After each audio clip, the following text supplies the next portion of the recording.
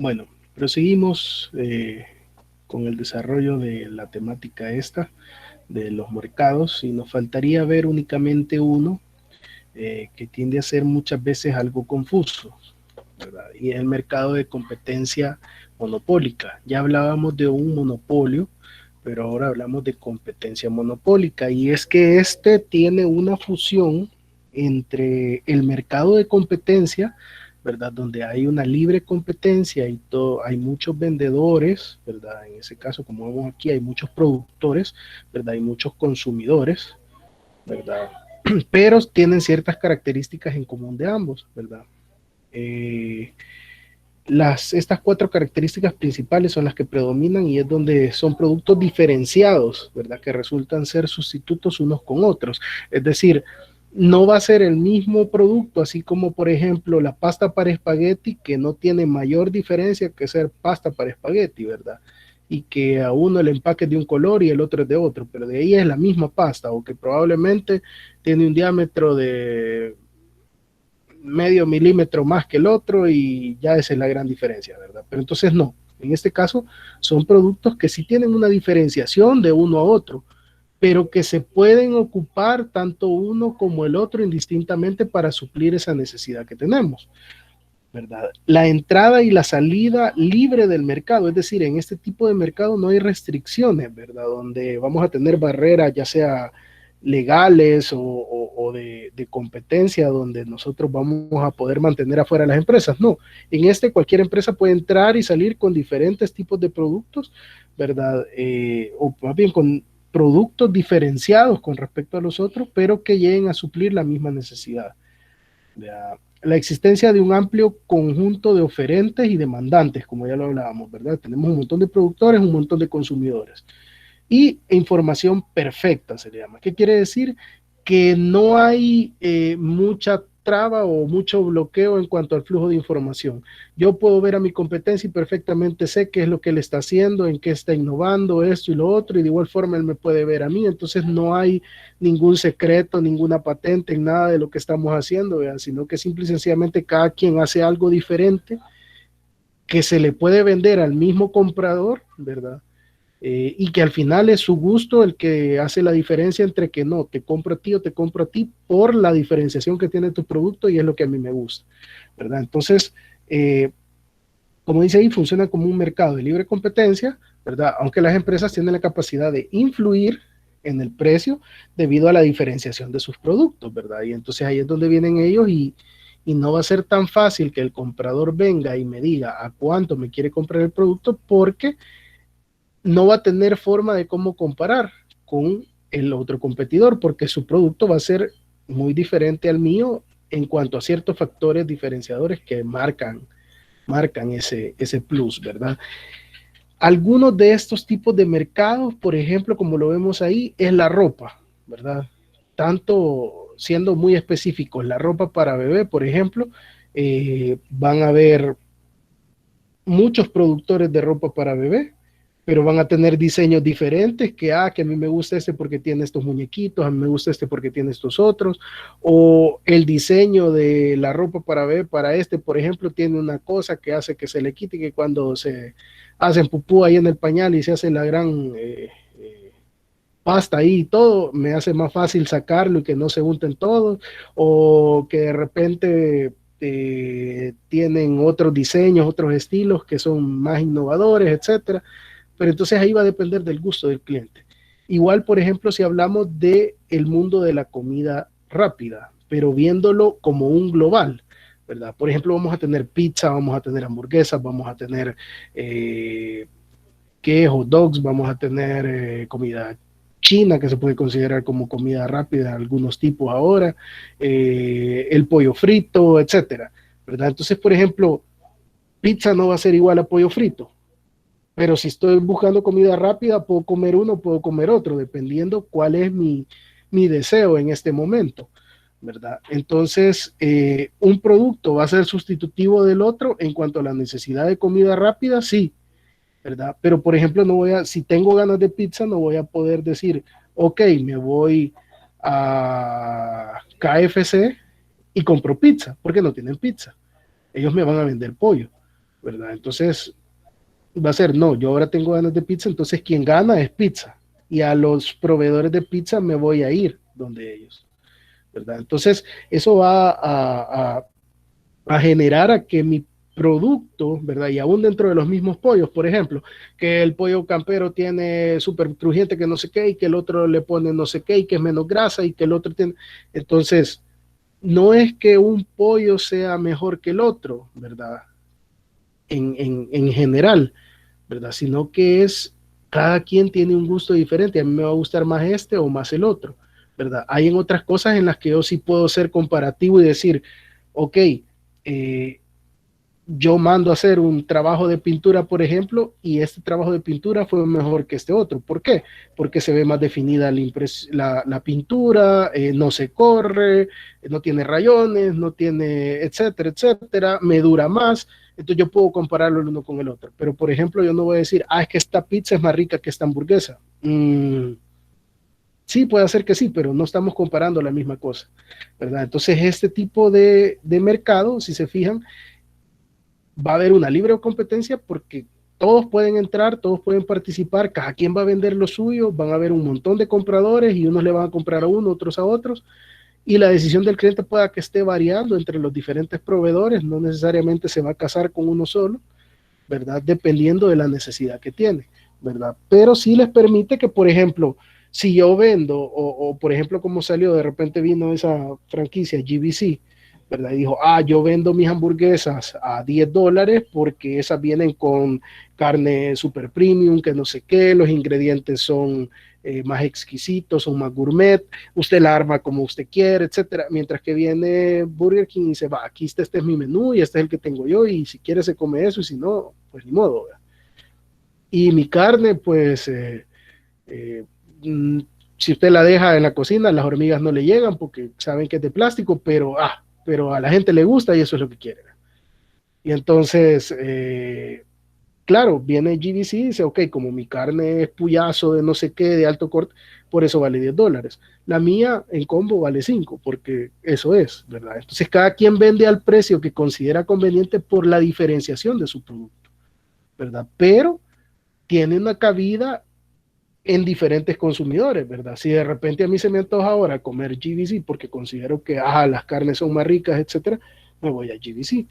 ¿Verdad? Pero si no, ahora digo, ok, hoy quiero Burger King porque hoy tengo ganas de ese tipo de hamburguesa. Y no es que sea malo, ¿verdad? Simplemente es ese sabor que yo ahorita considero que es lo que yo quiero y satisface mi necesidad, ¿verdad? Entonces ahí, con eso concluimos los 5 tipos de mercados en los que se pueden estar moviendo los productos, ¿verdad? Y los competidores y productores. Por otra parte, pasamos a hablar ya un poco de lo que es el producto en sí. Y hay una definición que tenemos ahí donde dice que el producto es la concretización del bien, cualquier cosa que pueda ofrecerse para satisfacer una necesidad, ¿verdad? Y si se fijan, en mayúscula ahí, necesidad o un deseo, ¿verdad? Entonces puede ser cualquiera de las dos cosas. Abarca objetos físicos, ¿verdad? Abarca servicios, abarca personas, abarca lugares, abarca organizaciones e ideas, ¿verdad? Todo eso podemos ofrecerlo como parte de un producto, ¿verdad? Entonces, vamos a ver aquí que tenemos diferentes formas de clasificar estos productos, ¿verdad? Y ciertas características que vamos a identificar dentro de los productos que los encasillan en una forma o en otra, dependiendo de la clasificación que estemos hablando. La primera que tenemos ahí hace la diferencia entre bienes duraderos y servicios. ¿A qué le llaman bienes no duraderos? Son aquellos que se consumen rápidamente y media vez se consumen, dejamos de tenerlos. En ese caso son alimentos, son medicinas, ¿verdad? Son bebidas. Ahí pueden entrar, por ejemplo, algunas vicios permitidos como el cigarro, por ejemplo, ¿verdad? Las cervezas, el alcohol, y así van a haber una serie de productos, ¿verdad? Por ejemplo, los cerillos, ¿verdad? Para fósforos que le llamamos comúnmente, y así van a haber un montón de productos que media vez los consumimos, se acabaron, desaparecieron y ya no los tenemos más, ¿verdad? Por otro lado, tenemos los bienes duraderos, que entran cosas que su funcionalidad abarca un lapso de tiempo, ¿verdad? Que puede ser corta o puede ser larga, pero que lo vamos a ocupar repetitivamente, ¿verdad? Y vamos a tenerlos hasta que nos toque sustituirlos, ¿verdad? En el caso de los alimentos, pues si yo compro una hamburguesa, ¿verdad? Obviamente, si me la como ya no la voy a tener, pero en el caso de los bienes duraderos, si yo compro un microondas, pues lo voy a ocupar X cantidad de veces hasta que se me arruine y me tengo que comprar otro, ¿verdad? En el caso de los autos, igual. Ahí andamos con el carrito, año 90 y algo todavía, dándole ahí, que bueno, reparémosle esto, reparémosle otro, pero que aguante otros 2 años más, otros 10 años más, y ahí vamos, vea. Entonces, son la diferencia entre los dos tipos de bienes que tenemos, no duraderos y duraderos. Y por otra parte, el servicio, vea, que puede ser un servicio que se consume de manera puntual o que se consume de manera periódica, ¿verdad? En el caso del transporte, por ejemplo, si yo pago un Uber, tomo un taxi, tomo un bus, etcétera, yo pago por ese servicio y me lo dan por ese pago una vez, ¿verdad? Me van a transportar de un lugar a otro y ya subo. Pero en el caso, por ejemplo, de internet, telefonía, yo pago por un servicio que me va a durar un mes, que me va a durar 15 días, que me va a durar cierta cantidad de medición que ellos me pongan, por ejemplo, cuántos megas, antes cuando era limitado el consumo, vea cuánto me podían dar, ¿verdad? Cuántos minutos tengo para poder consumir, etcétera, ¿verdad? Entonces, esta va a ser la primera clasificación de producto. Tenemos otra clasificación, ¿verdad? Donde hablamos de bienes de consumo y bienes de capital.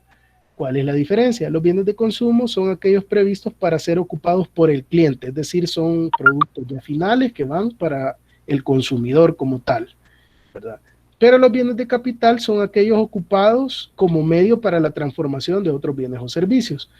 Por ejemplo, si hablamos de una ferretería, ¿verdad? El producto, ¿verdad?, que tenemos ahí puede ser ocupado para vendérselo al cliente final. Una persona como cualquier otra que viene y quiere trabajar en su casa haciendo ciertos arreglos y entonces compra un taladro, compra un martillo, compra esto, compra lo otro y hace sus trabajos y el cliente final está satisfecho. Pero puede ser, por ejemplo, que estos mismos bienes se le venden a otra empresa y que los va a ocupar para producir otros bienes finales, ¿verdad? Entonces, en ese caso, los bienes de capital son aquellos que nos sirven para transformar y para generar otros bienes o dar otros servicios, ¿verdad? Entonces, vamos a tener esa otra clasificación ahí. Tenemos una tercera clasificación que habla de bienes intermedios, bienes en proceso y bienes finales.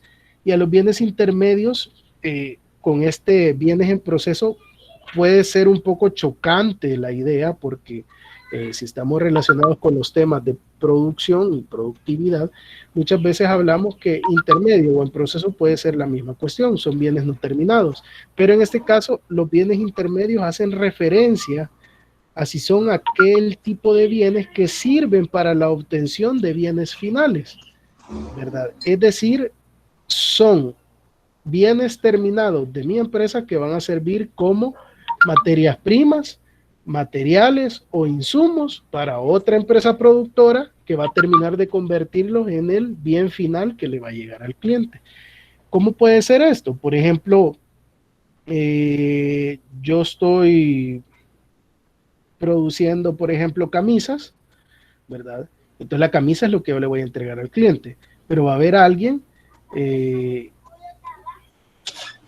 a haber alguien que produzca en telas, por ejemplo, y que le va a vender a este productor de camisas, ¿verdad? Entonces va a venir este de telas y va a decir, ok, mis bienes son intermedios porque son la entrada, ¿verdad?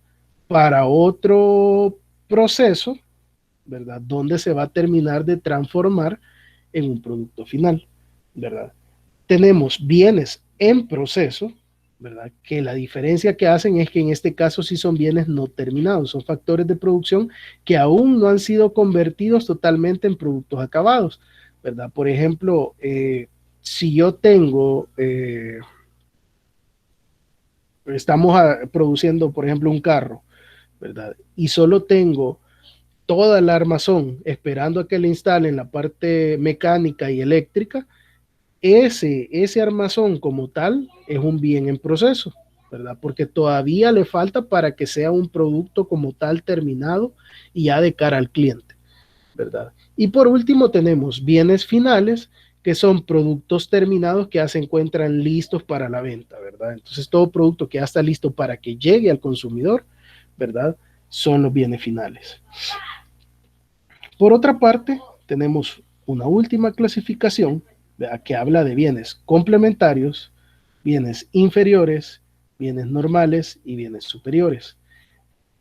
En el caso de los bienes complementarios son aquellos tipos de bienes que se utilizan en conjunto para satisfacer una necesidad, ¿verdad? Es decir, que en este caso no puedo comprar este producto si además no compro otro que me va a servir para hacer la función en general, ¿verdad? Pueda que tal vez se pueda consumir de otra forma, pero hablemos, por ejemplo, que de los cereales, ¿verdad? Uno compra cereal para el desayuno, eh, solo que tal vez tenga demasiada hambre o algo, se come el cereal así solo, ¿verdad? Pero por lo general tiene que ir acompañado de otra cosa, que si le echa leche, que si le echa yogur, que lo que sea que le quiere echar, pero va mezclado con otra cosa. Entonces, en este caso, estos podrían ser bienes complementarios, ¿verdad? Y así podemos tener ciertos tipos de bienes complementarios para poder definirlos ahí, ¿verdad? Donde el comprar uno implica que necesito de otro o otros para que su funcionamiento o la razón de ser de ese bien se cumpla, ¿verdad?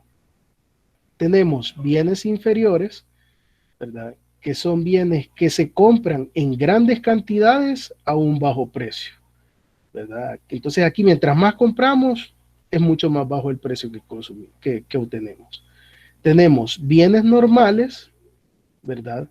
Eh, o más bien en los inferiores compramos a gran volumen siempre y el precio es bastante bajo. En los bienes normales son bienes que a medida que aumenta o disminuye la demanda, el precio se comporta de manera inversa, ¿verdad? Si hay poca compra, entonces este bien abunda y por ende tienden a bajarle el precio, ¿verdad? Por ejemplo, podría pasar en el caso de los combustibles. En el caso ahorita que no estuvimos consumiendo combustible, la producción era bastante alta, abundaba el combustible y entonces ¿qué tuvieron que hacer? Ni modo, bajémosle el precio porque nadie lo va a querer comprar, ¿verdad? Y llegó a precios risibles donde no había estado antes. Cuando empezamos a consumir, entonces el precio vuelve a subir, ¿verdad?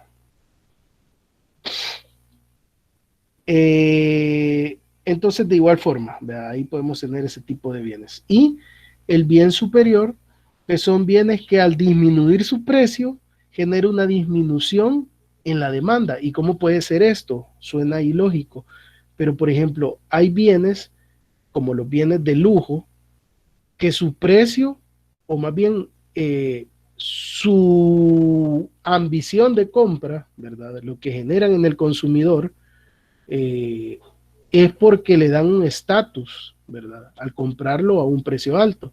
Por ejemplo, eh, cualquiera desconfiaría si vienen y me quieren vender un iPhone, por ejemplo, de los última generación, y que me digan, no, en 100 está. Ah, ¿y qué pasó? ¿Y por qué tan barato? ¿Qué tiene? ¿Cuánto le pones? 5 de 10, 4 de 10, como suelen estar ahí feriándolos en los grupos, ¿verdad? Pero entonces nos vamos a preguntar qué pasa con ese producto, por qué lo venden tan barato, si sabemos que ese es un bien que habla de que es lujoso, cuesta caro, porque sí, porque tiene muchas cosas que ni sé qué son los que tiene, pero toda la gente que tiene este tipo de producto, ok, es caro, ¿verdad? Igual pasa, por ejemplo, con los licores de alto precio, ¿verdad? Ustedes vienen y dicen, no, es que tomarse una botella de este whisky Blue Label, es para la mara que tiene pisto, pues, vea, porque le va a costar 500 pesos la botella, ¿verdad? Entonces, si de repente ven un Blue Label que cueste $20, puchica, y caña rica le han echado, a saber qué onda, ¿verdad? Entonces, así va a suceder con diferentes cosas. Si se van a comprar un reloj de estos de marca, si se van a comprar un auto de lujo. Entonces, ese tipo de productos dependen de que su precio sea caro, y si el precio de ellos baja, entonces su deseo baja. Sí, cabal, o sea, ácido de baterías o cualquier cosa, pero de Blue Label no va a tener nada de esa botella.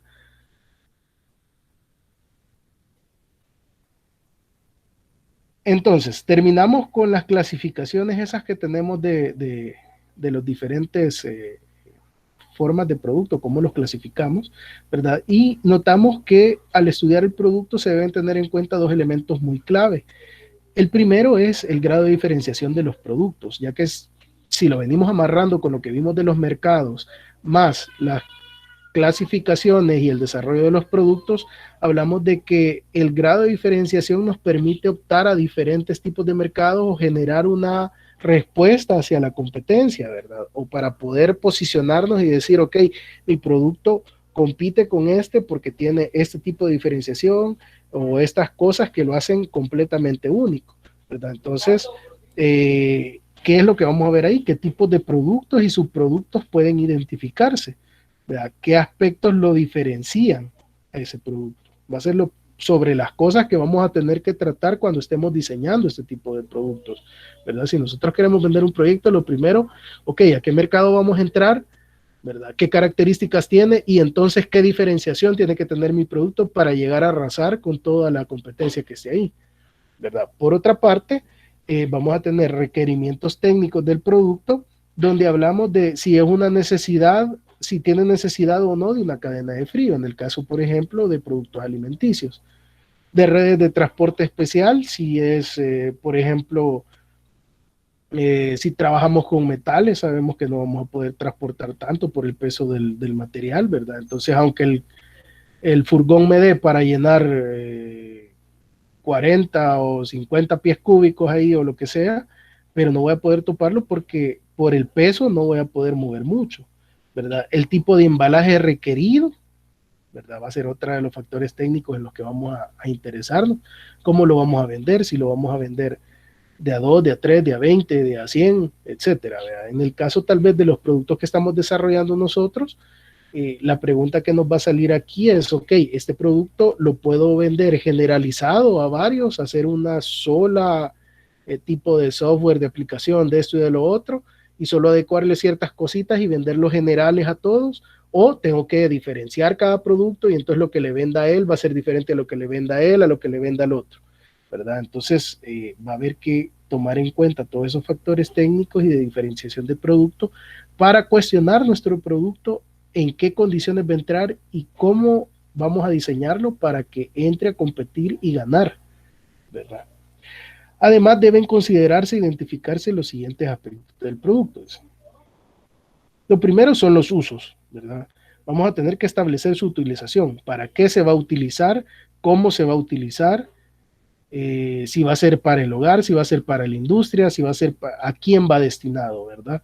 Y si se fijan ahí, ponemos un par de ejemplos de todas las instrucciones de uso, todas las condiciones bajo las que puede o no utilizarse el producto, etcétera. Por otra parte, vamos a tener la presentación, ¿verdad? En qué cantidades se va a vender, cómo se va a empacar, la calidad del producto, qué calidad debe de tener, qué calidad debe tener el empaque, ¿verdad? Todo eso vamos a tener que determinarlo en cuanto a nuestro producto. Otra de las cuestiones va a ser la naturaleza, ¿verdad? Identificando los productos principales o los productos secundarios. Por ejemplo, va a haber en algunos productos en los que, hablando por ejemplo de la madera, ¿verdad? Si yo me dedico a producir madera con cierto acabado, va a haber mucho de la viruta y todo que me pueda servir para producir otros subproductos, ¿verdad? Que voy a tener ahí.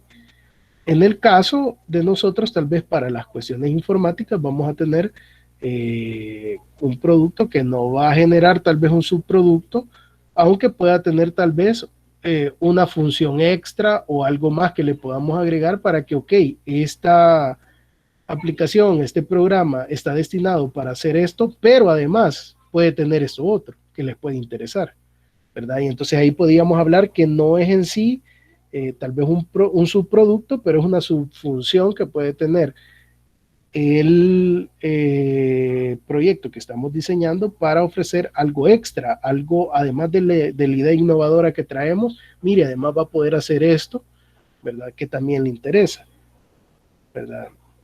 Igualmente se debe establecer si se trata de consumo final, ¿verdad? Su duración y si es perecedero, ¿verdad? En el caso de nosotros no nos va a aplicar eso, ¿verdad? Si es perecedero, pero por ejemplo, tal vez va a ser importante que tomemos en cuenta dentro de la duración si le vamos a estar dando un mantenimiento al producto que debería de ser, ¿verdad? Tendrían que estarle dando un mantenimiento a los software que desarrollen o a las aplicaciones. Si va a haber que estar renovando la licencia para permitirles el uso, si va a haber que estar haciendo ciertas actualizaciones, si va a haber que meter más información, si va a haber que desarrollar otro tipo de funciones anexas, etcétera, ¿verdad? Entonces eso puede ser interesante que lo tomemos en cuenta porque va a haber que planteárselo también al inversionista, ¿verdad? Y decirle, bueno, mire, no solo va a ser esto, sino que usted va a estar ganando porque además vamos a tener que estar cada cierto tiempo renovando esto otro. Entonces, para el inversionista quiere decir que él va a tener que invertir en esto, sí, ¿verdad? Pero va a obtener estas condiciones, ¿verdad? O por ejemplo, mire, cada vez que el que estaba trabajando con los supermercados, ¿verdad? Va a haber que estar haciendo una actualización de marcas cada cierto tiempo para poder incorporarlas, o esto se va a hacer en automático y lo va a hacer con sus bases de datos que van a estar amarradas de esta y esta forma, ¿verdad? Entonces todas esas condiciones de la naturaleza del producto tenemos que ir identificándolas y definiendo cómo va a funcionar, ¿verdad? Si es de primera necesidad o es suntuario. Suntuario se referencia al lujo, ¿verdad? Que si es algo no necesario, pero que por un deseo se está realizando, ¿verdad? Y por eso poníamos ahí la imagen de la camionetilla, ¿verdad? Tal vez no sea de primera necesidad obtener este producto, pero cumple un deseo, algo que el cliente está necesitando, ¿verdad? Y si va a ser un consumo habitual o esporádico. En el caso de ustedes van a tener que determinar eso, por ejemplo.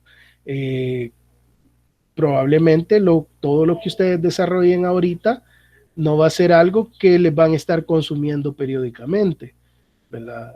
Perdón, que no va a ser consumo habitual, es decir, que a cada rato se los van a estar comprando, sino que va a tener una forma periódica, ¿verdad? Entonces, por eso les decía ahí que tal vez va a haber la necesidad de ver cómo se amarra eso con una parte de mantenimiento, ¿verdad? De actualización para poder seguir lucrándose de este tipo de producto que ustedes están desarrollando para vendérselo a las empresas, pero que no basta solo con vendérselo una vez y bueno, ya está, se me cayó el negocio y empecemos a pensar en otro proyecto, ¿verdad? Sino que de dónde seguimos generando inversión, ¿verdad? Para que este proyecto que han desarrollado me siga generando ingresos.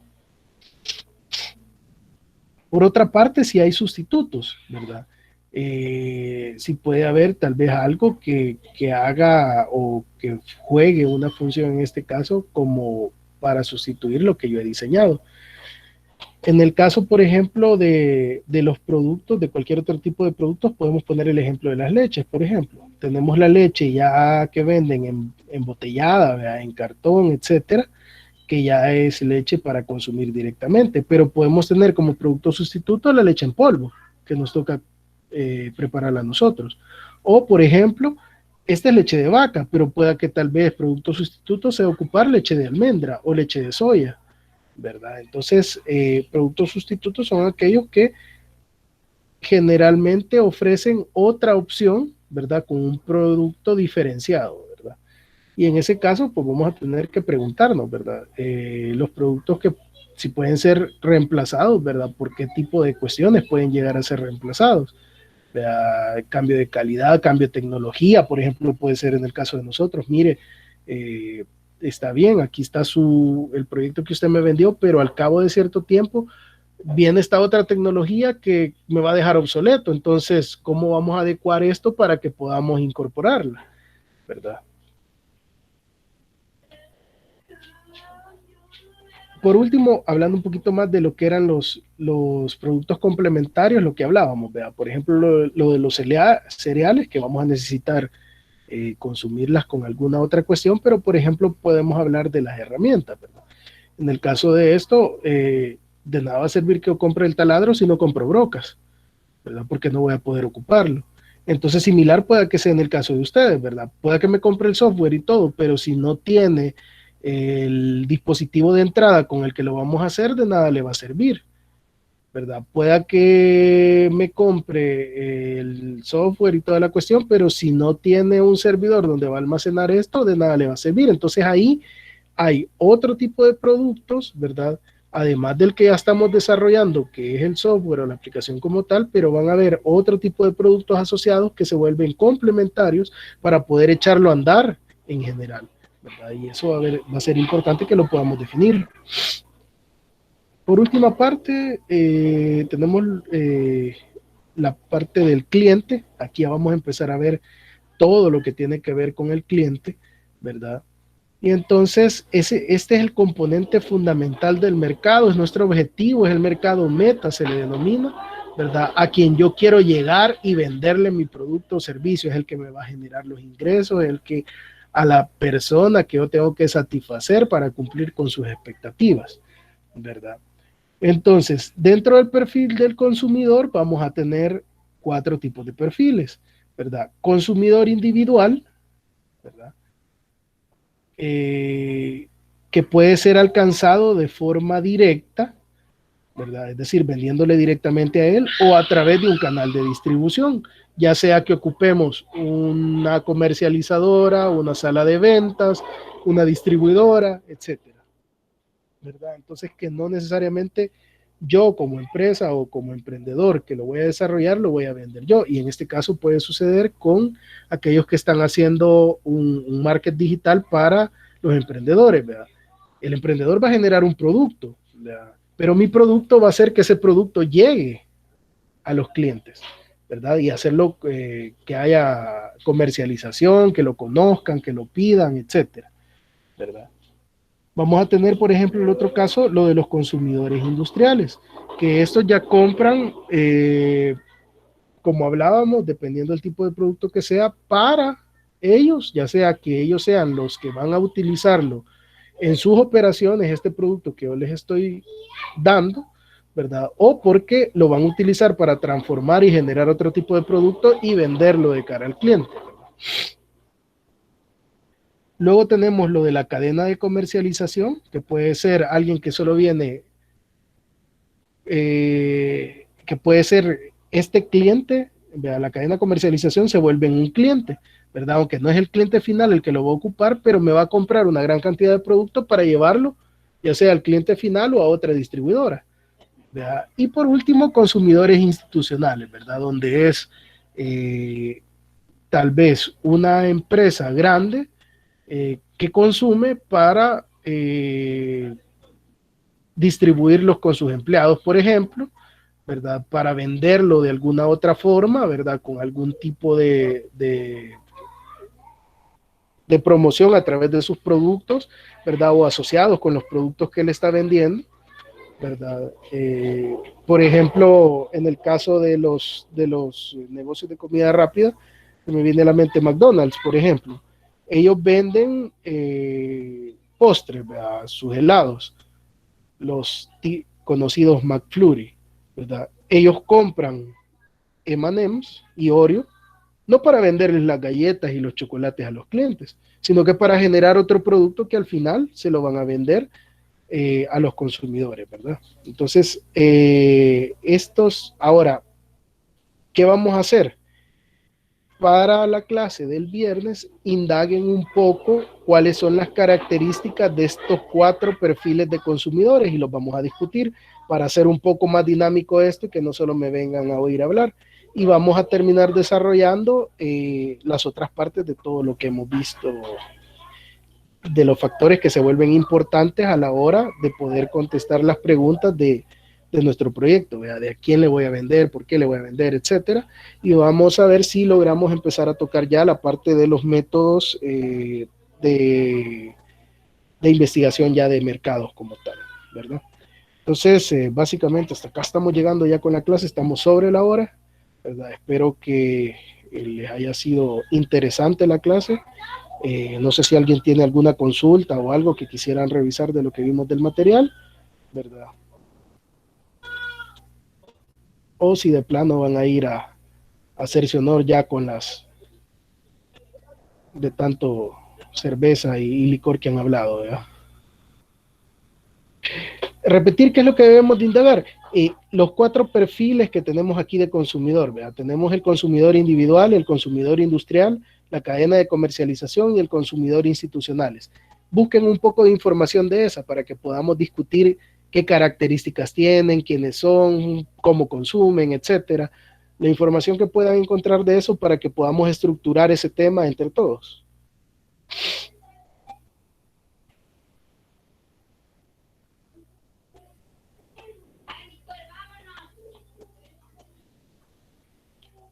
Bueno, mis estimados, si no hay mayor consulta al respecto, hasta acá llegamos con esta sesión. Les agradezco mucho por su atención y cualquier consulta, pues ahí estamos a la orden. Mañana tenemos asesorías con algunos grupos, así es que ahí estamos pendientes. Ya les voy a mandar las invitaciones. Que pasen una feliz noche, que descansen y nos vemos el viernes.